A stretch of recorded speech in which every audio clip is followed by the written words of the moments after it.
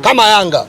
Sisi tumeacha kuchukua wachezaji wa kufundika. Sasa hivi tunachukua wachezaji wenye quality akija moja kwa moja kwenye nini? Kwenye mfumo. Na ndio maana Aura kaingia kwenye mfumo, Rebase kwenye mfumo. Wote wachezaji walikuja Simba kina Kibabaga wote wameingia kwenye nini? Kwenye mfumo. Kwa hata usajili wa msimu huu tunaleta wachezaji quality player moja kwa moja anaingia kwenye nini? Kwenye mfumo. Simba Sports Club target yetu kubwa tukacheze finali ya klabu bingwa.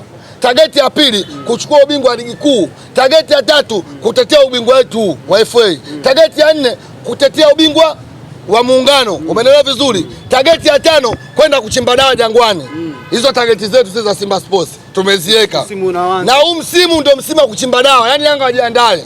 Na kitu ambacho nasikitika wasijaribu kulipiza hiki kitendo. Wakijaribu pale Msimbazi ni mjini, hamna sema kuchimba dawa. Dawa inachimbwa porini. Umeelewa vizuri? Mbona kama mnajistukia? So wamepanga dawa lipize. Wakija hapa kuchimba dawa na kamatwa na site. Pale ni mjini.